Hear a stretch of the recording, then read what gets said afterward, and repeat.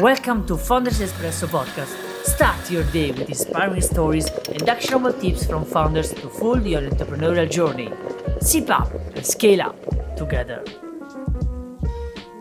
So, Paul is your first name, Hans is your second name. Nice to see you, Andrea. Thank you for the invite. My name is actually Hans Paul, and my family name is Pizzinini. Pizzinini, okay, Hans Paul. Okay, so first question, crucial question, Paul, for you is which one do you prefer, an espresso or a cappuccino? Cappuccino tutta la vita.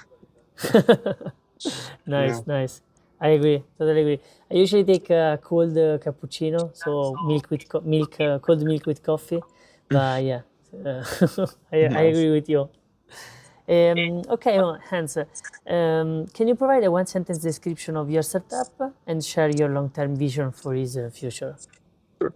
So SpeedLegal is Grammarly and Uber for contracts, and we help non-lawyers negotiate contracts like if they were lawyers. The long-term vision is to become the next DocuSign, but not for contract signatures, of course, but for contract understanding and contract negotiation.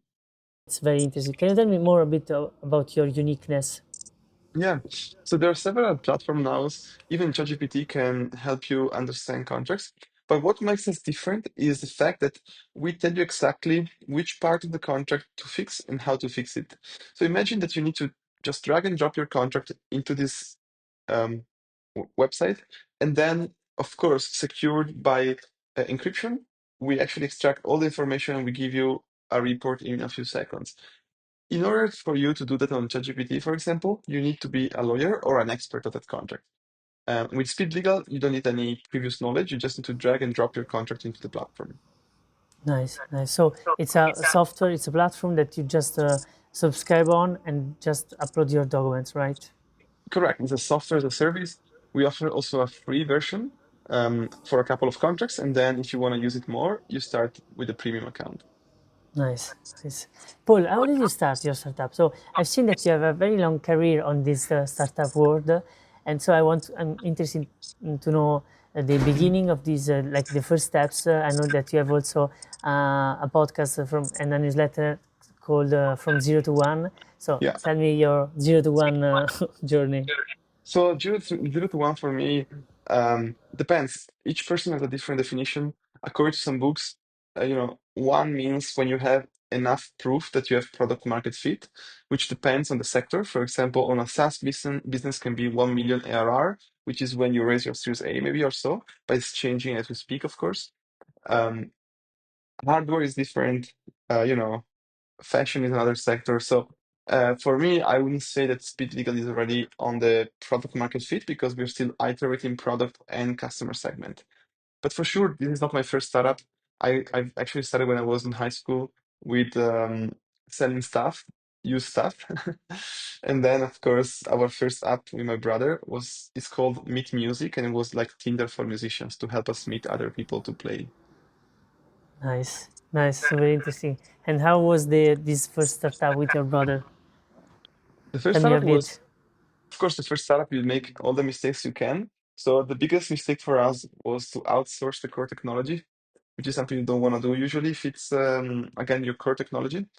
And so we end up paying a lot for outsourced programmers, and we're just focusing on the community at the beginning. But the key part for us was not just the community, was also the matching algorithm. About other issues that we have encountered is the one of starting broad instead of starting small. So we actually target many cities, and then we learned, of course, that the best way to start a startup, but specifically a two-sided marketplace, because we had also rehearsal room and venues, is to have a bit of both sides of the market in a small ecosystem. Absolutely. I see. I see.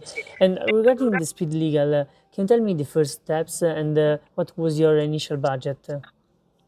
You mean budget, like fundraising amount, or what do you mean? I mean, like also fundraising, but especially like the first steps, like you just conceptualizing. Maybe you have started to have a team. You don't have Mhm. revenue, of course. This kind of phase. SpeedLegal started at a hackathon in San Francisco at Stanford.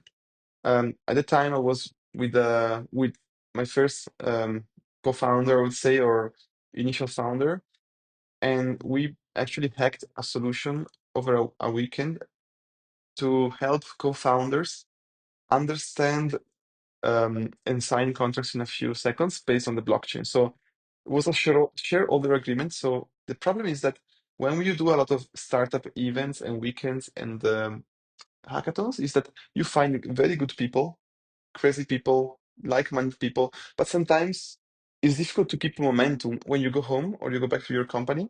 It's difficult to keep that environment and keep hacking. So we thought, let's make it easier for hackers to sign a contract and keep building. So we created a blockchain contract, smart contract on Ethereum blockchain to help them understand and sign contract in a few seconds. Nice, nice, interesting. And so the initial technology was on blockchain. It's still on blockchain.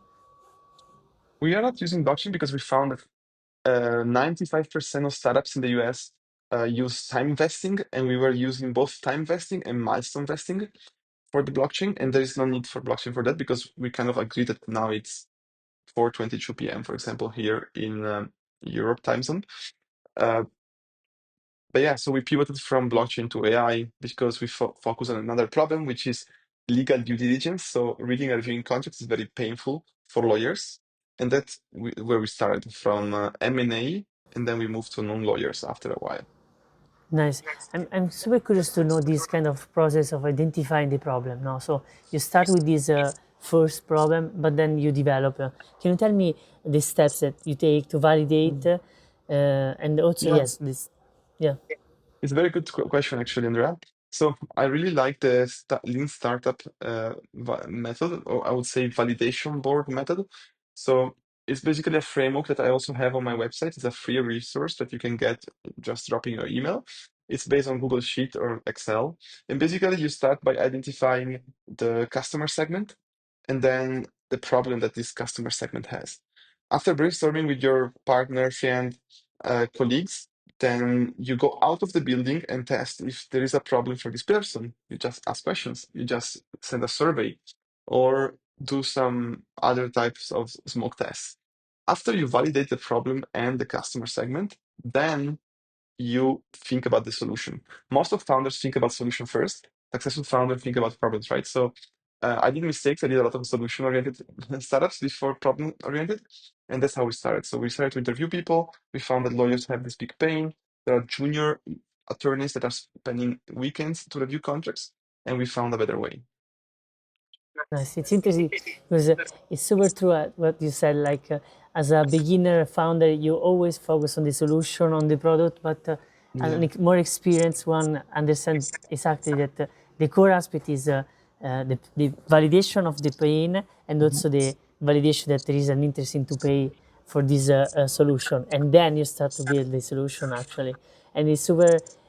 Of course, it's actually super logic, but as a founder, I think also that as soon as you have this approach of entrepreneurial making stuff and ideas, you immediately think on the solution. You immediately think on this kind of vision that you have. So, of course, as a founder, I believe you should stop from thinking too much about the solution, and probably the funniest part and the coolest part of the startup, but especially focus always on the pain. I totally see it. Agreed. Yeah, 100%. Yeah. Paul, if your startup were an animal, what would it be and why? My startup was an animal. So I actually like to think it as I wish it was like an eagle. Eagle meaning that you're on the top, you can see everything, you know what other people are doing, and you're also quite scary for other animals. So I mean, not scary, but it's you're well respected, I would say. I just use an easy word, but the real word is actually well respected by competitors. So yeah, or an elephant because elephant maybe they can be fast, but they're very they have a lot of also weight, so they're kind of difficult to kind of ideally they're not easy to be put down, so they must be. I mean, it looks a fun I comparison to see. me as well. I see. Yeah, interesting. Interesting. Paul, I'm super curious to know more about your team and how did you met your co-founder. So, what made you decide that they were the right partner for this journey, especially for SpeedLegal? Yeah, good question. So how I found my co-founder, right, and team members. So my first co-founder we met each other through an event in San Francisco. So there are many events, as you know, like 10, 15, 20, 30 a day. And that's a big difference between San Francisco and the rest of the world. It's like a lot of people doing same stuff or similar stuff. And yeah, so we met at an event. Actually, it was a Slack channel on like weight and biases, which is basically a very deep tech company that actually OpenAI used at the beginning. So yeah, we met at an event. Nice. And so you just started to work on something, and then you kind of have this feeling of, okay, we can work together, or since the beginning there was this kind of spark between you, Yeah, very good your question. co-founder? So it's very difficult, finding a co-founder. If you're lucky, you find it from school because you can kind of know each other. It's like some people get married very, very early with someone who met at high school and then they are happy all life. Some people don't. There is no rule, right? But for sure, you want to have someone who has a lot of ideally complementarity and also understanding, so strong values. Absolutely, it's, totally see. Especially at the beginning, the startup is only co-foundership, so it's only the team, because only the team can survive through these difficulties and challenges and find the right Mhm. solution. Because it's always another aspect that I think it's always misunderstood is that the startup that you see at the end of the journey, so the final problem solution product and service.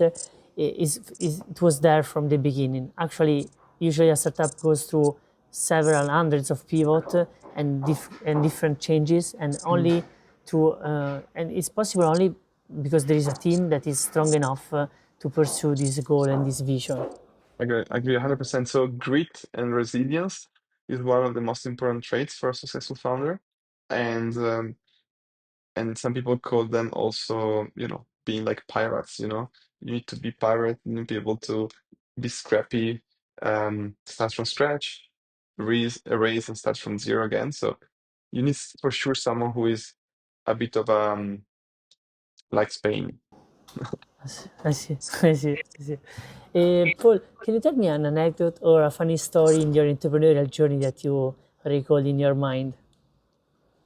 Sorry, a funny story about what in specific? Yeah, Particular? your entrepreneurial journey, if you have on SpeedLegal, even better, but also in general. A funny story. Um, yeah, I mean, let's see. Also, an I anecdote, like a cool, interesting moment where you understand something. So, yeah. Mm, well, it was nice maybe to find our name. It was fun to see at a big legal tech event in Europe without actually being focused at the beginning on the legal market. So a friend of mine sent me, this is not funny, but it's just something came to mind. Like it was like someone in the legal team of Google, and they presented like the legal tech state of art, kind of the new platforms and good stuff. And it was in Switzerland, and it was fun that someone sent me my friends a picture of SpeedLegal.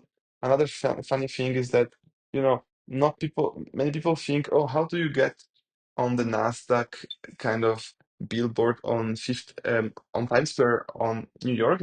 People think it's very difficult, but actually, if you create an account on Brex.com, for example, which is a bank account like Mercury, like Revolut, if you're a startup and you are cool enough, well, you just need to talk to the right people. They can put you on a banner on New York. So that was a fun story that I recommend people. I'm not referring to Brex, but if you yeah, want, of yeah, I course, see. it just there are many other ways of getting there, but I'm just telling a fun So, story. it's always this kind of mindset that another founder also told me this kind of the founder needs to be able to navigate through this gray area. So it's a key aspect, I believe. Like you don't have to, you cannot do just the things that are correct or good or well known. You need always to find new ways to attract to new people, new customer. Mm. And so this kind of idea of the billboard was a super cool idea. I've seen your post on LinkedIn, I guess, if I'm not wrong, Mhm. where you share this story. So it's super cool. Yeah, yeah. And as you said, Andrea, it's very important to be scrappy and means creative. Like always thinking laterally more than vertical and try to find other solutions to the way, Super true. main road or the mainstream way of doing I things. see. I see. Paul, imagine this situation. No? You wake up, the day starts off bad and keep getting worse. One setback after another. What is the phrase that you tell yourself to keep going? I'd say, every no gets me closer to a yes. Or, you know, um, I see. when you dig into the ground, you may think, okay, it's 1 centimeter to get the oil. So I need I to see. dig a bit more, and I'm very close to it. So something I like that. see. I see. And in this kind of journey of developing a SpeedLegal, what's your most effective strategy for gathering customer feedback and how it has shaped your product development? So for customer feedback and product development, um, I mean, there are different tools you can use, but I go to the basics. So I go to my target user, I find them on LinkedIn or through social media, or I just try to find associations where they're enrolled, for example, and then I reach out and I get them on a call. So at least 15 to 20 calls, I think, is the minimum to understand a person. I mean, a type of person. There is, of course, the more the better. Um, but I go back to the basics. Of course, there are tools you can use for this, but I tend to do the basics.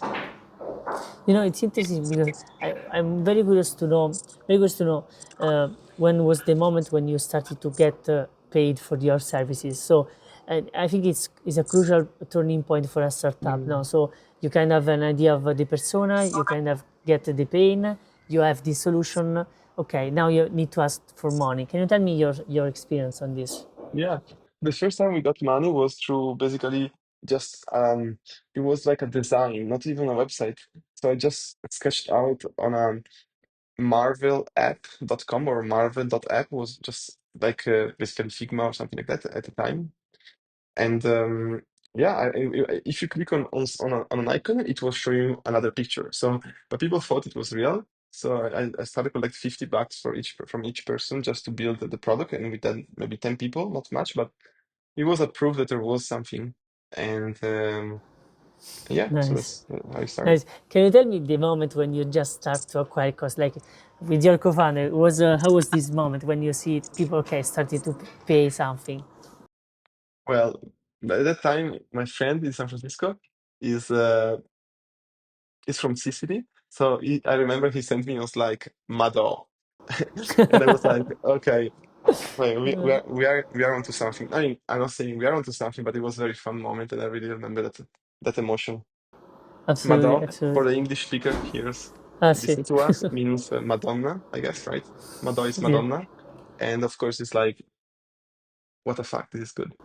esatto. Sì, sì, sì. It's a super common exclamation in the south part of Italy, South and part of Italy, yes, correct. it's for like super crazy stuff or amazing situation, amazing moment. I see. Also in Rome, where you are now. In Rome, yes, I think so. Madò, sì.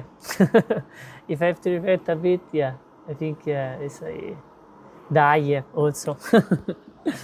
Paul, can you share me an unconventional grow hack? So something that works surprisingly well for your startup, especially in the early stage. Conversion hack. Sì, grow hack, unconventional grow hack. Oh, a growth hack. Well, a growth hack had to work very well until they blocked me. And now I think you cannot do it anymore, but anyways, I'll say it, was to add yourself into the meetup groups, and you could basically send an email to all the other people with sometimes without being approved by the manager. But now that of course it's much more difficult. It was like, I remember, something like 10,000 people on one time, and of course I was blocked, but it was worth it. Yeah. Paul, do you have any book or courses or lessons that have significantly influenced your startup journey and help you tackle challenges in your startup? Um, Sorry, I didn't hear everything. Can you say it again? No, no worries. If you have any books or courses that significantly Mm. influence your startup journey. But for sure, the Andrew and G class on machine learning basics from Stanford gave me the basics on machine learning, and then of course the AI. As I'm a self-taught coder, I'm not really an engineer, so I had to learn by myself. That was good. And of course, there are a bunch of them, but that was meaningful to me because it tells you the basics, of course, before going to Python or anything else. I would say, taking part in Startup Weekend hackathons is great. This validation board Startup Weekend, it was in Shanghai at the time, so where they taught us how to use the validation board and how to do it because we went out on a Sunday afternoon to talk to people and ask questions in front of a mall center, for example. So those are very cool stuff. And of course, there are a bunch of podcasts that are useful. Um, I like the one from Reid Hoffman, the founder of LinkedIn, which I forgot the name now. And the Y Combinator one is pretty good. And there are a couple of others, of course. Paul, can you share me a mistake that taught you a valuable lesson and how you manage your emotions during that time? One thing that I didn't do in the past, and I should have done probably, a mistake, was another company. It was a shoe business that we used to sell Italian handmade shoes in China on WeChat, which is basically like WhatsApp. And at that time, I was giving all the marketing effort to a friend of mine, which is a great friend, but he couldn't basically do all by himself. And I didn't decide to take a plane and go there and help on that. So I was more focusing on the Italian side of the business. And that, of course, a mistake I did, I think, because then the startup didn't go as I wanted. And we managed to do some sales, but we didn't grow as wanted. So I think, if there is a problem, you cannot really outsource it to someone else. It's sometimes, of course, you have good co-founders, but if if shit hits the fan, all your attention is good there. So that's for sure a good memory I have of a mistake I've made, and I learned from it. Totally see. I think it's also super hard at the beginning of a startup journey, or every journey, like to also understand what needs to be done and how to divide and work in synergy with your co-founders. So also this is a super crucial aspect. I see. True, true. Yeah, I mean, trust is also very important. Like when you have a co-founder, you want to trust them 100%, but at the same time, you need to have the discussion sometime, of roles. Like sometimes people need to help each other, even if it's not your role. Like, even if I'm not very successful on sales and I'm the CEO, well, maybe there's a problem, but even the CTO can jump in and give his feedback or her feedback to me and trying to improve the validation board and stuff. So I think it's very, humble, being very humble and have a very low ego internally in the company is very important. Externally, I mean, you need to show, of course, that you're big to investors and you're moving fast. But internally, at least, you cannot brag too much. You need to really, really go down and do the work. Absolutely, I see. Especially because there is no time, there is no not enough energy to be wasted. So I think it's really the best thing to like Yeah. zero your ego and just deliver results at the end. So I totally see. Hans, do you have any daily habit or routine that has positively impact your productivity or motivation as a founder? Can you say it again, the first part? Absolutely. It's always the first part. Yeah, sorry. What daily habit or routine? I have many. I love routines. But anyways, the most important ones is the one I start my day with, which is, um, well, drinking a glass of water and thinking what I'm grateful for, and sets my day for a good start. And I would say meditation helps me a lot. Um, I've started like late in my life when I was, I mean, maybe not late, but let's say 20 something. And since then, I try to keep practicing that because it gives me a lot of peace of mind throughout the day and helps me be less reactive and more proactive. I see, I see. Nice. Super cool.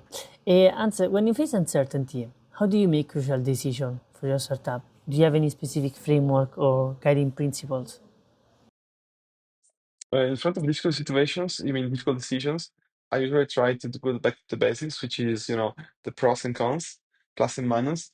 Mm, Depends on which kind of decision. If it's very numerical, there are many, many way of deciding, like make or buy, break-even point, internal cost, variable cost, fixed cost. So depends really on the decision, but at the end, it's it's really about am I getting, not just as a startup, but as a person as well. Because all the people that work at a startup usually want to grow, and the growth factor is really important in any decision we take. Absolutely, absolutely. Hey, Paul, do you have any like, in your opinion, what are the three most important personal qualities that have helped you as a founder? I wouldn't be the one saying them. But not me as a person. I think others as a person.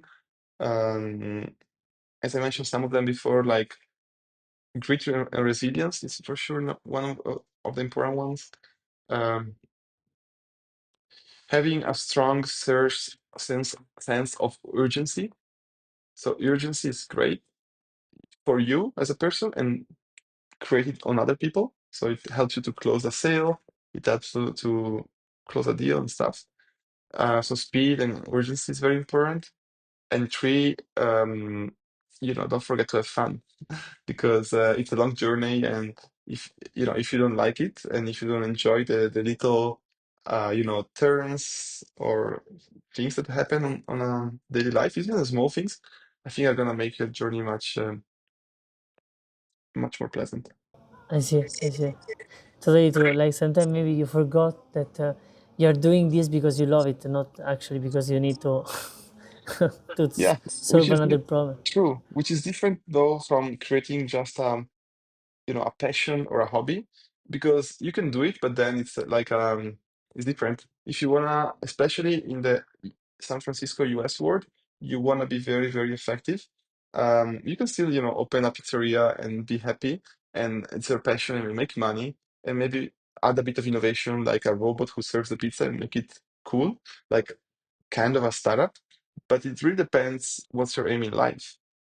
You wanna really have impacts on millions of people, or have a small, like, kind of a business in your hometown. There's no right or wrong, but you can do both, of course, but there are two different businesses. And that's why I think passion is not enough if you want to move fast and get investor money. And urgency is very important for the type of companies that I think we are discussing mostly today. Absolutely, yes, yes. For us, startup concept, startup world, like the pace that it really matters, and this kind of developing, and focus, keep focusing. Also, after I've seen that now with SpeedLegal, you are at the fifth year of your Mm, company, so I can see that there was a lot of yeah, effort. and correct. So urgency and moving fast is very important, and the second is resilience that we mentioned at the beginning. So those are two very important things. Um, and sometimes, it's a difficult situation, but you need to understand also when you need to shut down your company or find a better home, which is maybe an acquiring company, if you have that possibility, and then move on something better, because eventually we are not our startup. We are much more than that. And sometimes the startup is not successful because the ecosystem, the market, whatever, because the pivot was not fast enough and a competitor took advantage of that pivot. So or simply just the marketing moving in a different direction. So it's fine. Just remember that there are more opportunities than losses. Absolutely, absolutely. Because it's always a discovery journey also on a personal level. So, of course, everyone, all the founders want to have a successful company, but at the end, what it matters, it's always this kind of personal development and this kind of impact that you have, especially first of all on yourself and then on society.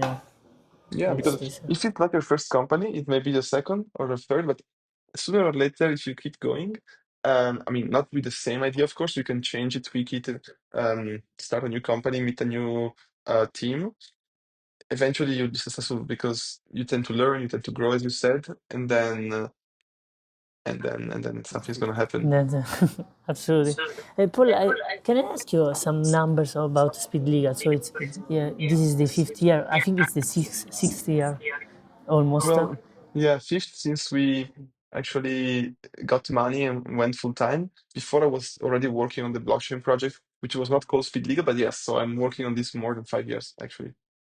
Nice, nice. Can you tell me more about the clients, the team, how is Mm. developing, Yeah, some so numbers? So we actually are still under 1 million in revenue, but we actually changed our customer base recently, like a year ago. So we moved from lawyers to non-lawyers. So we actually had to say goodbye to many customers and start from scratch revenue-wise.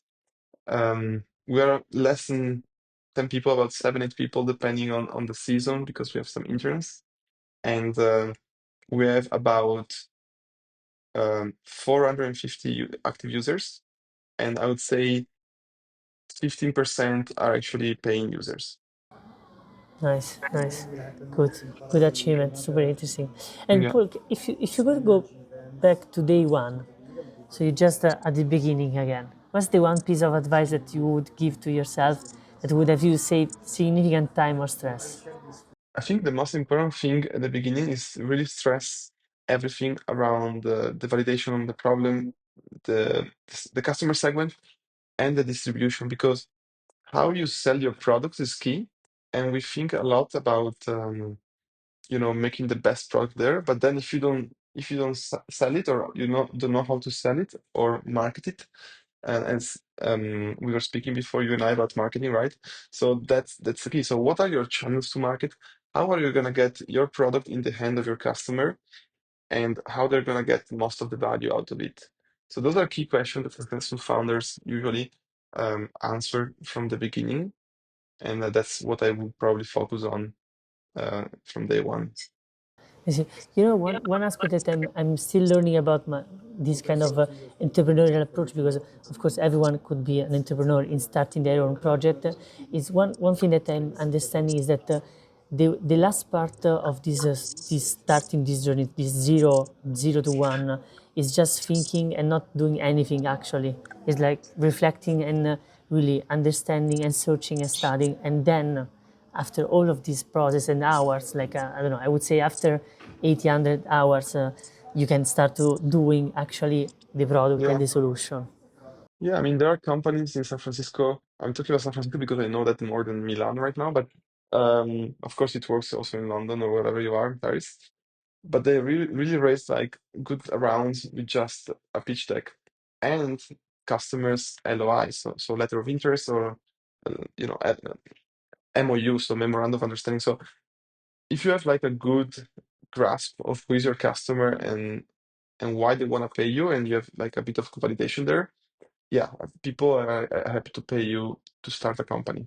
Mm. Can you share one thing you're most proud of Me? in this journey? Yes. Um, well, one thing I'm mostly proud of is actually to to have started basically. I went to San Francisco without a clear idea of where I'm gonna go, and I managed to found SpeedLegal and raise more than 500,000 and have some paying customers right now. So that was a great success for me, because I really was a bit desperate. I was actually looking for a job at the beginning because I thought, um, yeah, my previous startup was making some money but not enough. So I thought, let's join an AI company in Berlin, in Germany. And you know what? I went very close to get hired, but I didn't get hired. So I was a bit not very happy. And I said, you know what? Instead of finding a job in Italy, I'm gonna actually try to go to San Francisco. And that's what I did. And then it happened. So I'm pretty happy for that. Nice, interesting. This is like probably this serendipity that you just move. And Um, I met great people. I mean, it's just about speed. Legal. San Francisco, I still very good friends that are now some of the best friends, of course, and we still, help each other. They have their own companies. Some of them are, unicorns. Some of them are not. But we are all in the same boat at the end. Someone's gonna be grow faster than you, or someone's gonna grow slower, grow slower than you. But at the end, we're a community, and that's actually what I really enjoy. Like going back to San Francisco whenever I can, and just have a good dinner with my friends, go for a swim around, and just build cool stuff. nice, nice, cool. Paul, last question, and then we can finish this chat. Can you share your deeper why? So the driving purpose behind your startup, and Mhm. explain what keeps you motivated on the toughest days. So the bigger why for my startup is the one that came from a professional problem and a personal problem. my parents are tax and legal consultants, so they are spending days in, days now out. So magically all days and also weekends of working on documents. And this is very time consuming, very manual. And that was, my childhood year. I was helping them in the office even when after school. And I saw that, of course, they're successful, but they put a lot of time. And I thought there must be a better way. So that was my first itch. And the second itch was when I worked at Amazon in their financial department. Um, I was helping also the legal team with extracting data from contracts like payment terms and so forth. And that was very painful, time consuming. So actually, those are my bigger whys at the beginning. But the most important is seeing my parents work a bit less and have more fun and more quality Exactly. of life. Cool. So interesting. Thank you very much, Paul. Thank you for this quick chat. Super, super insightful. Of course, thank you, Andrea. And hopefully, we can take an espresso or a cappuccino next time together. Absolutely. Thank you.